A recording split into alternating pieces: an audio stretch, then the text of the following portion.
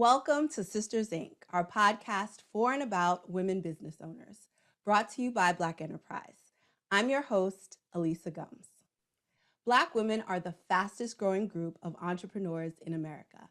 And on every episode of Sisters Inc., we sit down with one successful CEO and share how she slays the challenges of being a Black woman in business.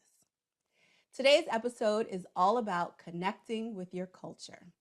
We're chatting with Toni Gilliard, founder of Tipsy Lady Cocktails, a new line of premium, ready-to-drink, Caribbean-inspired cocktails that celebrate heritage, culture, and flavor. Welcome to Sisters Inc., Toni, and thanks so much for sitting down with us. Thank you for having me. I'm excited. So before founding this company, you had a whole other professional life as a lawyer and a real estate agent. And then the spark for Tipsy Lady came to you in 2019 while you were on vacation in Barbados. Tell us that story. Well, when I was having what I call an early midlife crisis, I probably look like I'm nowhere near 50, but I was having an early midlife crisis. I was getting tired of law. I was an immigration defense attorney and did some international law and had just started with the real estate. And I made a last minute decision. My stepfather was going home and I was like, I'm coming. And then I went, and on that journey is when I connected with my spirit and my ancestors and asking what next for me. And it was then that when I was touring the factories, it came to me as clear as day, which was use the gift that I've given you. And then as I'm looking around, I'm like, okay, this is it. Rum punch, because I make a wicked rum punch, but I wanted to do something that honored heritage and flavor. And I wanted it to be done right in an organic and natural way, but taste authentic. So when I got back to the States, I began the journey of commercializing my recipe. So, I know your story, but for those people out there, when you say you were touring the factories, like paint the picture for us, like where were you? What Right. was going on? Okay. So before I left, I went in my closet at home and I was having a moment. And then I collect foreign currency from when I've traveled and lived abroad in various countries. And when I was reaching in my closet, a box fell. And the currency that fell was an Italian currency as well as a Bayesian currency. So I looked at it and I was like, well, I know I ain't going to Italy this time of year. So I was like, okay, Barbados it is. And then I called my mom and I was like, are y'all going to BIM? And she's like, well, I'm not going, but he's going. And then I went online, booked the ticket immediately. And then like day two, went on the rum, did the touristy thing because I hadn't been there in 21 years. I studied at UE Law 21 years prior and went to the rum factory, kind of revisit the spaces that I had visited when I lived there for a short period of time when I was studying law.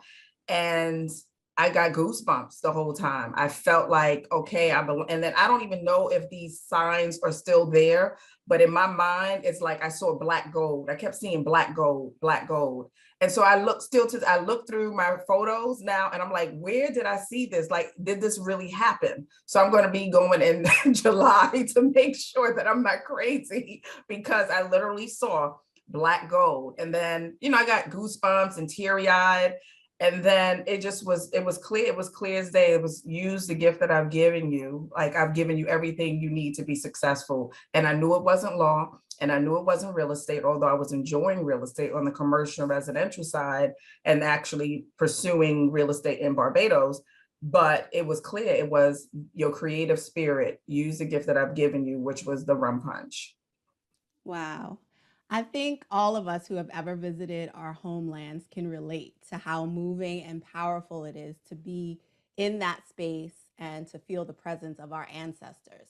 But you got a very specific message. And I'm not sure that most people would know what to do with that. So, can you talk us through that leap? Because that's a very big pivot from being a lawyer to starting a spirits company. Right, very different trajectory of spirit, right? So it was I'm still being of service, but for me, it was bigger than me. It was very clear about getting rid of appropriation of things of natural resources that come from countries like them. Rum was founded in that country in 1650. So for me, it was also inspiring to see some of the rum companies being led by Caribbean women, and they were killing it in the game. And so for me, it was like, I want to be strategically aligned with that. That is legacy. So for me, it was very clear. It wasn't like, okay, how am I going to do it? It was just literally trust spirit.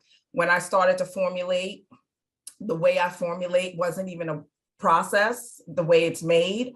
Some contractors that I've, scientists that I've negotiated with, they wanted to do it a different direction and put preservatives and all the things, but I stayed true to spirit and true to the assignment of what I was supposed to do. And I wasn't going to waver. So it took me about 3 years to get it to where it needed to be.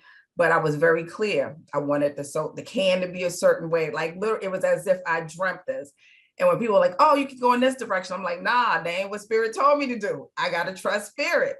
Well, you can't do it. I said, well, I can't do it now, but it doesn't mean it's not going to happen because I'm going to trust spirit along the journey. And it was a very easy decision. Like some people say, did you have other names? No, it's always been Tipsy Lady, but it had nothing to do with being slightly drunk. It was a play on words, right? Tipping the scales in the alcohol industry as it relates to women of color and ownership. And I would not waver the name. I wouldn't change the recipe. I was like, this is what I'm supposed to be doing. So even though you're of Caribbean descent, you were born and raised and are still based in Charleston, South Carolina. Can you share with us your family background and how connected you were with Caribbean culture before you founded Tipsy Lady? So I'm actually a New Yorker. I'm a native New Yorker. Okay. I was born and raised in New York. I was born in the Bronx, but raised in Midtown Manhattan. And my younger years went to school in Harlem. My community was very diverse with Caribbean and Latin culture. So I learned to speak Spanish at the tender age of 7, fluently. But my Gullah Geechee roots, which is Charleston, is my grandmother and my mom. They were born and raised in Charleston, South Carolina. And Barbados and Charleston has a very strong connection. So you'll see the landscape in Charleston looks very similar to places in Barbados. We call it BIM, in BIM. So it'll look very similar, right? So when you go, you feel like you're in Charleston. It's the weirdest thing. And we're actually sister cities, Barbados and Charleston, which is also interesting. And for many years, the way my grandmother speaks, which is very Gullah Geechee, was no different from my Bajan grandfather. So my friends for years thought she was Bajan as well. And I'm like, no, she's from the South. But the South is a different kind of South when you focus on the cultural components of being a Gullah Geechee, the Gullah Geechee culture. Okay. And how did you incorporate your Caribbean heritage into your life before Tipsy Lady? Was this just like, a journey for you where you're like, I got to figure this out, how to be authentic, or did you always feel connected to the culture? I always felt connected because how we were raised, like we ate Bajan food as kids. I made rum punch all the time once I became of age to drink, right? That part's important. That's important. So it's always been a part of my culture and my upbringing. So it was no different for me. It wasn't like I had to kind of reinvent the wheel or do research. It literally was a part of my fabric of who I am and how I was raised. So it was a no-brainer. It wasn't like, oh, I got to research how to do rum punch. It was like, this is how I make it. And if you know rum punch, it's made differently in different countries, right? And every household is different. So mine's a little different than what you would see sometimes in certain bars in Barbados or Jamaica. It's different. So it's just a mixture of, I call love and spice. Love and spice. That's a good one. Yes. I'm not going to share my rum punch recipe either. Don't worry. Everyone keeps it closely guarded. And so when people ask me, I give them, there's a little rhyme: 1 part sour, 2 parts sweet, 3 parts strong, 4 parts weak. And they're like, what does that mean? Like, when you know, you know.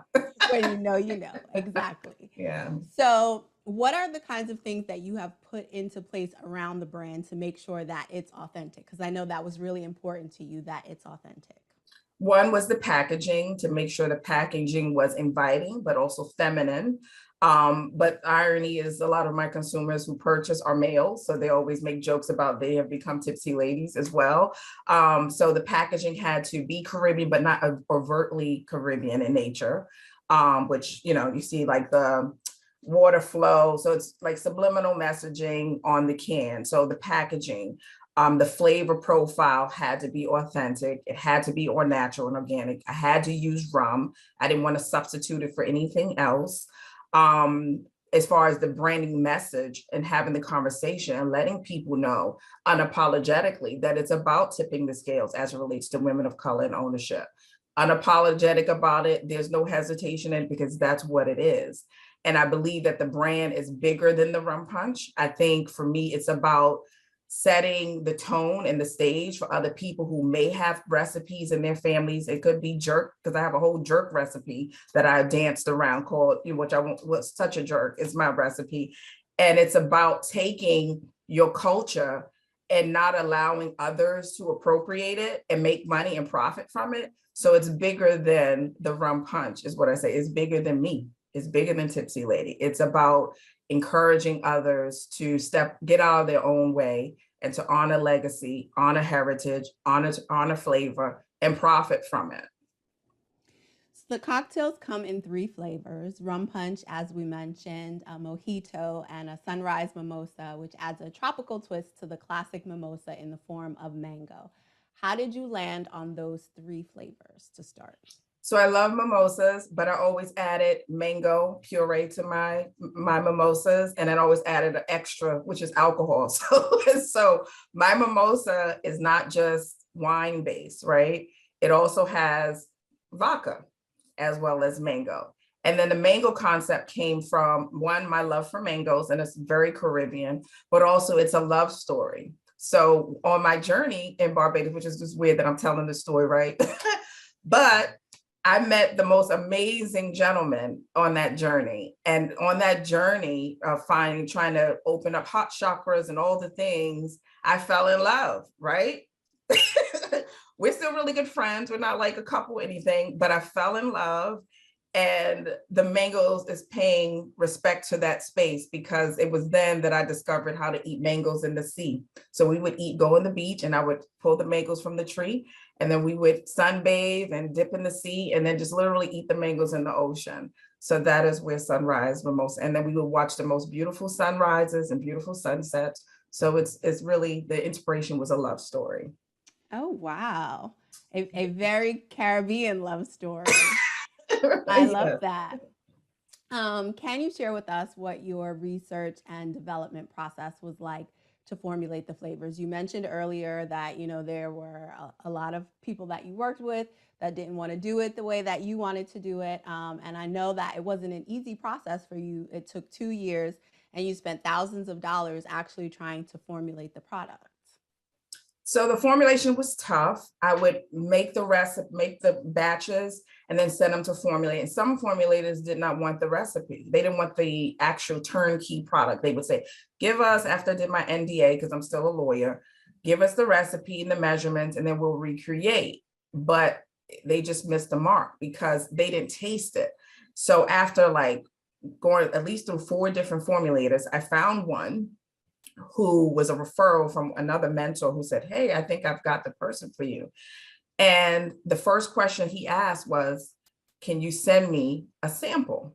That was the first time I ever had that question. Most people just wanted the recipe. They didn't want the sample. He instantly said, I want to see what the flavor profile is. So in addition to your recipe, send me bottles of what you make, and we want to be able to duplicate the taste, not just the recipe. And he got it the first time. There was no tweaking or any, and I gave him the rum punch first because that's the most complicated, because there's about between 13 and 16 ingredients in my rum punch, which is insane. He was able to execute the first time. And after he was able to do that with the first, I was like, oh, the mojito will be very simple. The mimosa will be very simple because it's like simple ingredients. So, but it was a lot of money. And then some consultants wanted equity. They're like, oh, well, we want equity in exchange for doing this because this is a great concept. So if you don't want to pay us to be consultants, you can give us equity. And I'm like, nah, we ain't about to do that. I can still pay you your monthly fee to do the thing that I've hired you to do without giving up my company. So it was an interesting ride. In one, finding a formulator who didn't want to add anything extra preservatives, as well as aligning myself strategically with people who didn't want a piece of the pie, who kind of felt like weren't participating in the process because I wouldn't give them a piece of the pie. But again, I trust spirit. I prayed on it, And I was like, I know you didn't bring me this far for me to not move forward. I'm going to honor that. So there were a lot of no's. There were definitely a lot of no's for me to say no, because it's not right. I think that's something that a lot of entrepreneurs can relate to, and especially a lot of women entrepreneurs, I think, because so often we are taking things that have been our own creations that we made with our own hands in our own kitchens or our own garages or our own basements. And then the process from getting to this thing that you formulated on your own in small batches with love to a product that can be out on the shelves or can, be sold directly to consumers is such a big jump. So now that you're on the other side of that formulation, do you have like some lessons that you've learned or that you can share with other entrepreneurs who are going through it? Well, the benefit is that I have a legal background, but for those who don't, and even if you do, I still have an attorney to review contracts. Like, I know what I know, and I've been a transactional attorney for a substantial period of time, but I still have an attorney. Most of the legal stuff I did myself, but I think with new entrepreneurs, make sure you have an attorney review everything. Also trust spirit, meaning if this is something that was spirit led, your spirit is not going to lead you astray. Trust your gut. If you feel funny about a relationship with business, it's no different from romantic relationships, meaning that butterfly in your belly is telling you something, not telling you, oh, this is the love of my life or the love of my life as far as a business partner or relationship is concerned. It is a red, for me, it's a red light. It's a warning signal, right? I say, trust that. If it doesn't feel right, it is not right. So the two tips I would give you is, one, always find a qualified attorney to review your contracts, because sometimes when you don't have capital, you feel the need to kind of not really process strategically all of the things that need to be done because of your desperation of, I need capital, so I'm going to give up 40% equity in my company because I don't have the money. I say just wait on it, because there's so many other options that are available as far as funding is concerned, from angel investors or refinancing your house. I refinanced my house like 3 times. So so there are other ways to tap into other resources, but don't be so quick to get in bed with someone because you don't have the capital you think you need. You just kind of have to walk it down. And then I use credit cards. There are other things that you can use to fund your dream and your vision, where you're not so quick to give up equity in your company because you need $10,000 or you need $40,000, and you're realizing that doesn't even scratch the surface of what you'll probably need, but you've given up equity. I'm so glad you mentioned the capital because, you said it costs a lot of money. It's a big outlay to put in before you even can get to the possibility of having a product that you can sell to get some revenue in. And you did all of this really during the pandemic, since you got the idea in 2019 and then launched in January of this year with the product. So, I mean, what was that process like for you in terms of your startup capital? That was it was spirit based, right? So you had, for me, I didn't have the capital, but I had real estate. And where most people thought real estate was going to crash, I was the busiest ever, because while people were inside, scared that they were going to get COVID, I'm like, I came back from Cartagena with it. I'm good. Mask up, and I'm going to sell these houses. So when people were trying to liquidate assets.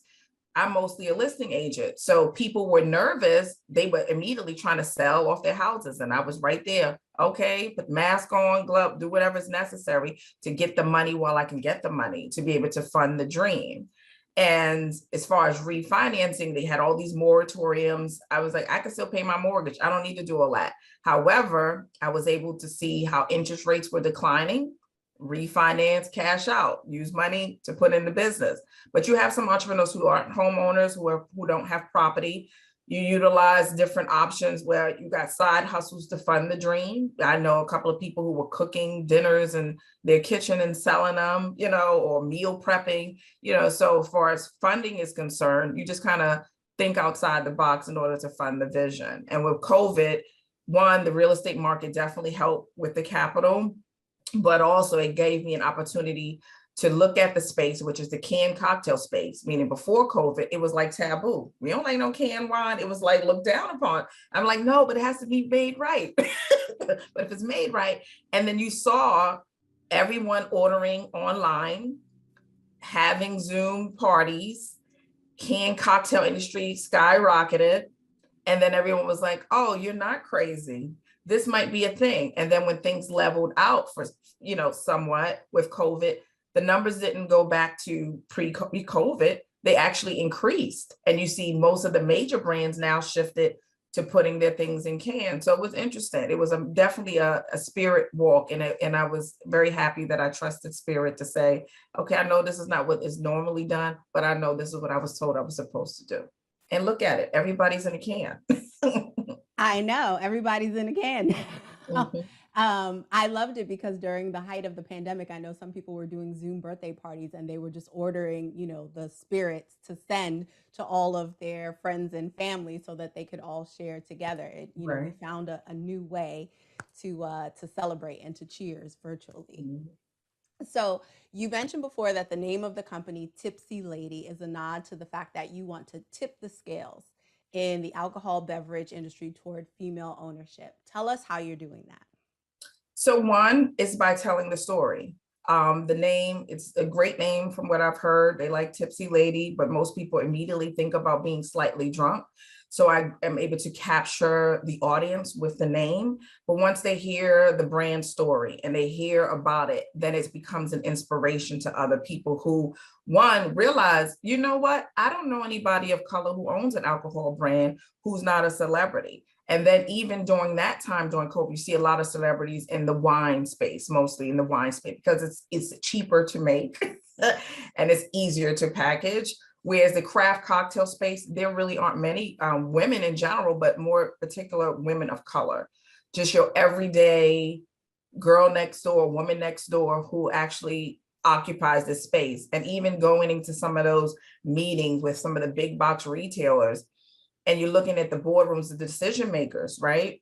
There's no one at that table that looks like me. So in getting these distribution deals, grassroots, I am always the only person of color, and I am also the only female of color. So for me, it's about representation really it really matters. And having myself be the face of the brand, even though I try to remove myself from the face of the brand. Like, no, it's about the product, not about me. But it helps where representation and diversity in the marketplace definitely matters, not just from shelf, but also the boardroom where people are making decisions to invite those who look like me into the space. But you also are supporting entrepreneurship through some of the proceeds from the product, right? Yes, so a portion of the proceeds go to youth entrepreneurship programs or female programs to encourage entrepreneurship education, but also seed money. So even if it's something so nominal as $500 to this high school student who has developed a product, and it doesn't have to be a food-based product, they just need seed money, t-shirt line, whatever the case may be. That small donation, which may be small to me, is big to them, to show them that, operate in your gift and your gift will make way for you. I know that you're just starting out, but since this venture started with the word legacy, I have to ask you what you hope the legacy of Tipsy Lady will be. So I would hope that Tipsy Lady, it becomes like the the Budweisers of the world. So I don't think anybody has ever seen Mr. Budweiser or Mrs. Budweiser himself, but that is the goal. So I want Tipsy Lady to precede me in death. My kids have made it very clear that they don't want to sell cocktails. They don't want to go to law school and they don't want to sell real estate. They all both want to be in the medical field. I don't know how that happened. But for me, it's building the company with the board of directors I have in place and this, I say the team, the leadership team in place so that it precedes me in death. And then initially focus on the launch of the foundation so that things are in the legal structure that we will continue to give back to those youth programs, those entrepreneurship programs for women or women of color, as well as youth on a continual basis of the company. So the goal is to be like the Budweiser of the world for years to come. So you got your exit strategy already figured out right at the beginning. Yes, I always believe when you do business, start backwards. Don't start at the beginning, start backwards. Like, where do I see myself? Why am I doing the thing? So for me, it's okay, this is bigger than me.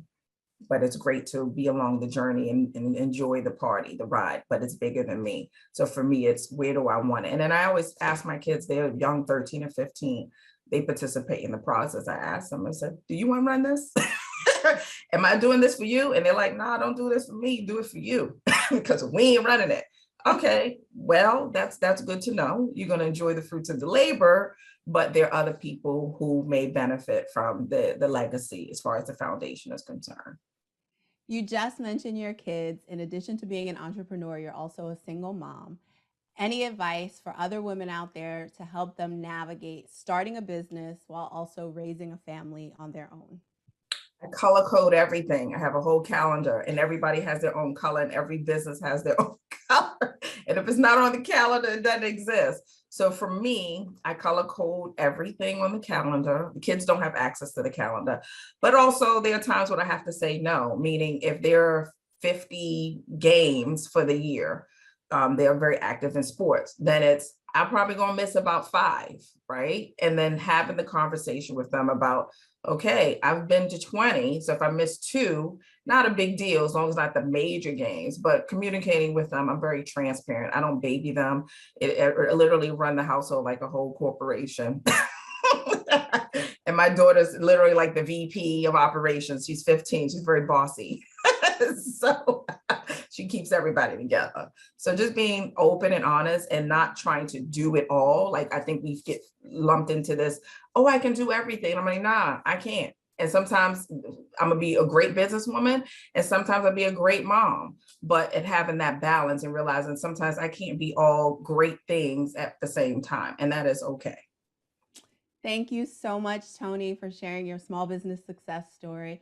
Everyone out there, please take a look at the company website, tipsyladycocktails.com. And you can also follow them on Facebook and Instagram at Tipsy Lady Cocktails. Check out the podcast channel on blackenterprise.com to find Sisters Inc. and other podcasts from Black Enterprise writers, editors, and experts. Be sure to subscribe to Sisters Inc. on Apple Podcasts, Spotify, SoundCloud, or YouTube. And if you like what you hear, show us some love by leaving a 5-star review or put a sister on by spreading the word. This is Elisa Gums with Sisters Inc. for Black Enterprise.